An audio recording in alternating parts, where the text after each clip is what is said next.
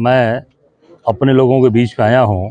अंजनी कुमार राय जी बहुत ही बहादुर और बहुत जाबाज इंस्पेक्टर थे, जिनकी भगदड़ में प्रयागराज में मौत हो गई और पूरी तरीके से ये मौत संदिग्ध है।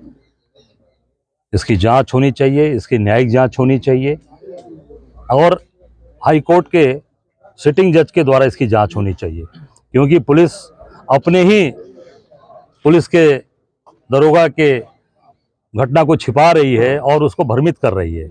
एक तरफ लिखा पढ़ी में 29 तारीख को आप दिखाते हो कि उनकी मृत्यु हो गई, दूसरी तरफ कल रात को आपको बताऊं, दुर्भाग्यपूर्ण यह है कि मेरा कार्यक्रम कल 10:40 पर जारी होता है कि मैं अंजनी राय जी के घर जाऊंगा और 12:04 पर एक ट्वीट मेला पुलिस के द्वारा, कुंभ मेला पुलिस के द्वारा होता है और उसमें लिखा जाता है कि 30 तारीख को इनकी मृत्यु हुई है।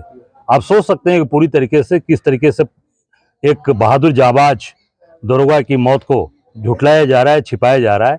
ये निश्चित तौर से अब संदिग्ध स्थिति है।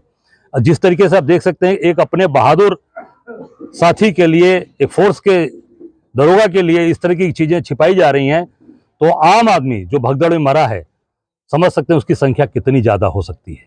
30 दिखाया जा रहा है, सैकड़ों हजारों की यह संख्या है जिसको पूरी तरीके से सरकार झुठला रही है और लोगों को भ्रमित कर रही है। मौत के मामले को हार्ट अटैक बताया जा रहा है। देखिए, जब भीड़ का दबाव होगा, मेरे यहाँ भी एक घटना घटी थी 18 तारीख को, जब हम लोग प्रदर्शन कर रहे थे, उसमें भी एक हमारा कार्यकर्ता भीड़ की उसका भी हार्ट अटैक से ही मृत्यु हुई है और उसमें मुझे 2 घंटे थाने में बैठाकर पूछताछ की गई। मुझे थाने में बैठाया गया 2 घंटे तक, मेरा कार्यकर्ता मरा। तो ये भीड़ में हार्ट का ही दबाव बनता है, भीड़ अत्यधिक भीड़ होती है। मैं समझता हूं कि ये पूरी तरीके से घटना संदिग्ध है, इसकी जांच होनी चाहिए न्यायिक, और परिवार को न्याय मिले। आज मैंने अभी उनके जो भतीजे जिन्होंने दाग दिया, हिंदुभूषण जी से बात किया, पूरी उनके पास सारे पेपर्स हैं। डेट 29 तारीख को मृत्यु दिखाई गई, फिर 30 तारीख को ट्वीट में दिखाया जा रहा है और पूरी तरीके से सरकार इन आंकड़ों को छुपा रही है और अपने बहादुर एक दरोगा को, एक अपने बहादुर साथी को जो खो दिया, उसको भी छिपाने का काम कर रही है। उसके साथ भी पूरे पुलिस प्रशासन के साथ झूठ बोला जा रहा है। व्यवस्था को ऑल इज वेल बताया जा रहा है। ये पूरी व्यवस्था ध्वस्त हो चुकी है, पूरी व्यवस्था ध्वस्त है। आप देख सकते हैं आज जो पूरी तरीके से आज करोड़ों लोग वहाँ आज परेशान हैं। लोगों को शौचालय नहीं मिल रहा, पीने का पानी नहीं मिल रहा, लोगों को स्नान नहीं लोग कर पाए। इसके पहले भी व्यवस्थाएं होती रही हैं, इसके पहले भी कुंभ हुआ है, ऐसा नहीं ये पहली बार हो रहा है। पर ये पूरी मार्केटिंग की सरकार, पूरी इवेंट की सरकार, और तो और आज देश के प्रधानमंत्री जी आज आकर वहाँ स्नान कर रहे हैं।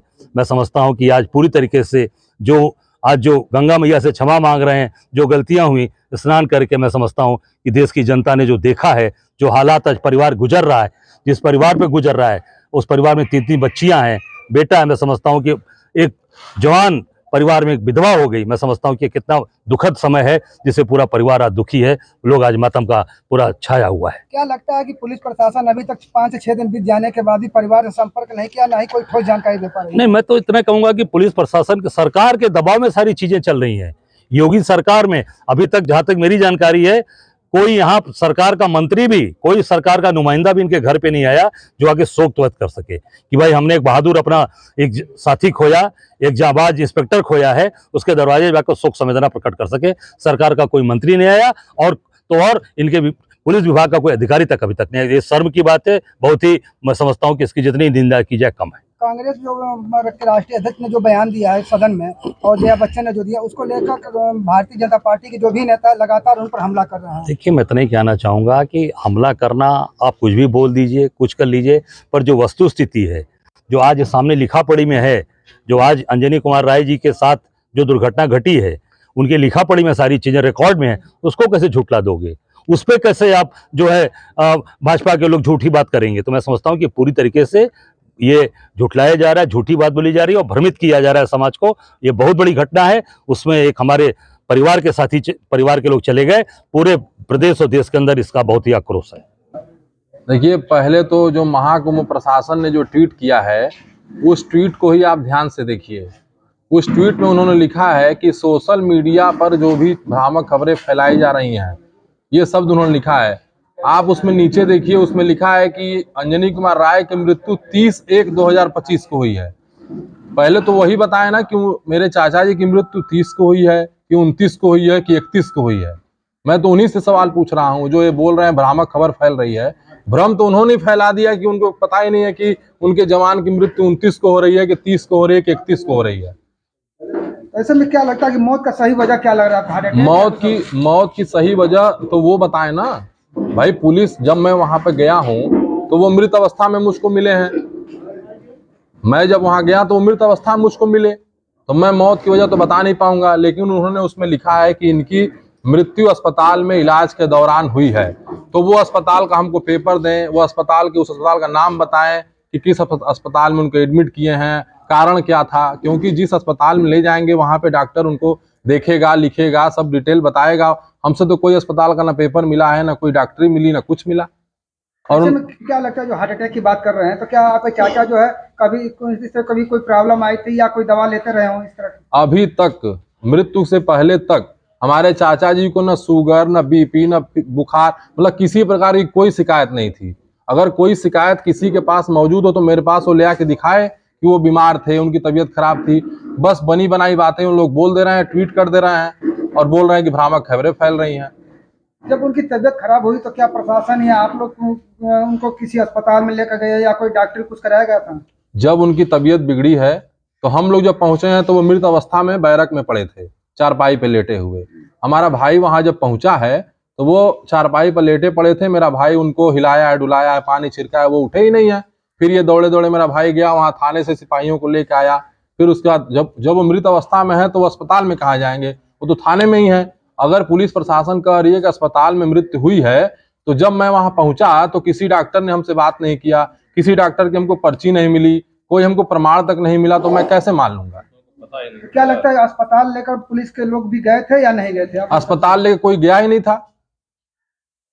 जब वो मरे पड़े हैं थाने में तो अस्पताल कैसे कोई जाएगा। ऐसे में उनकी जो मौत हुई तो मौत की सूचना आप लोग को क्या विभाग के द्वारा मिला या कैसे कैसे आप लोग जानते हैं? उनके मौत की सूचना किसी भी अधिकारी द्वारा अभी तक हम लोगों को नहीं दी गई है। अगर किसी भी अधिकारी के द्वारा हम लोगों को मौत की सूचना दी गई हो तो वो आकर के हमसे रूबरू हो, हमसे वो बताए। हम उनके मौत की सूचना वो उन्होंने स्वयं ही दी। उन्होंने कैसे, खुदा न खास्ता, कैसे ईश्वर की मर्जी कि उन्होंने मेरे भाई को फोन कर दिया और फोन पर कहा कि बाबू तुम जल्दी आओ, हमको यहाँ इलाज पानी नहीं मिल रहा, हमारी तबीयत गड़बड़ है। यही शब्द बोले और फोन उनका कट गया। जब मेरा भाई वहां पहुंचा तो थाने में मरे पड़े हैं। उनकी जो ड्यूटी लगाने जाने की बात आप लोग कर रहे हैं, तो क्या उनकी ड्यूटी लगाए जाने से संबंधित कोई जानकारी या कोई ड्यूटी चार्ट भी कुछ? जी, हम लोगों को प्राप्त हुआ है। उनकी ड्यूटी मौरी मार्ग से संगम लोअर मार्ग पर थी, ये पूरा लिखित में है। कब से कब तक था? अब ये क्लियर नहीं हो पा रहा है, ड्यूटी चार्ट वहां से आएगा तो क्लियर होगा। लेकिन कहाँ ड्यूटी लगी थी, क्योंकि जब ये बीमार हुए हैं 9 बजे ना, तो वहां के पुलिस वालों ने तस्करा डाला है कि उप निरीक्षक अंजनी कुमार राय की तबीयत बिगड़ गई है और मौरी मार्ग से संगम लोअर मार्ग तक इनकी ड्यूटी थी। तो क्या इनको जैसे आपने बताया था कि ड्यूटी में जो लिखा गया था कि मिलाकर, तो क्या पुलिसकर्मियों द्वारा किसी अस्पताल का उल्लेख किया गया कि किसी अस्पताल में ले गए हो, इलाज कराया हो? उसमें ये लिखा हुआ है कि तबीयत बिगड़ने के बाद पीपीएम अस्पताल से दवा लाई गई, एडमिट की बात हुई ही नहीं है। डॉक्टर ने बोला कि आराम की सलाह दी, डॉक्टर ने आराम की सलाह दी। जब इनकी तबीयत बिगड़ गई और 2 घंटे में इनकी मृत्यु हो गई, जब इतनी तबीयत बिगड़ी थी तो वहां से किस अस्पताल में पुलिस वालों को ले जाना चाहिए था। आखिर वो किस डॉक्टर ने बोला कि इनको आराम की जरूरत है, वो डॉक्टर हमारे सामने आए। अगर ये लोग दवा लेने के लिए उनकी गए तो वो पर्ची कहाँ है, वो पर्ची हमको दें जो उन्होंने जीडी में उल्लेख किया है। मैं उसको कैसे मान लूं कि वो सही लिखा हुआ है, क्योंकि मैं तो वहां था नहीं। ऐसे में जो जिस पोस्टमार्टम रिपोर्ट की जो बात कर रहे हैं लोग कि हार्ट अटैक हुई है, क्या वो रिपोर्ट आप लोग को मिल पाई है? पोस्टमार्टम रिपोर्ट की कॉपी मेरे पास आई है जरिए व्हाट्सएप। अभी हमको ओरिजिनल कॉपी नहीं प्राप्त हो पाई, क्योंकि मैं अभी काम क्रिया में लगा हुआ हूँ। जब मैं पूर्ण रूप से सही हो जाऊंगा तो मैं जाऊंगा और ओरिजिनल पेपर जो भी होंगे मैं लेकर के आऊंगा। जो उसमें पोस्टमार्टम रिपोर्ट में लोग बता रहे हैं हार्ट अटैक, तो कोई भी व्यक्ति अगर कहीं दबेगा, कहीं उसको सांस लेने में दिक्कत होगी या कहीं कुछ ऐसी जगह फंस जाएगा तो उसको क्या बोलेंगे अगर वो मरेगा तो।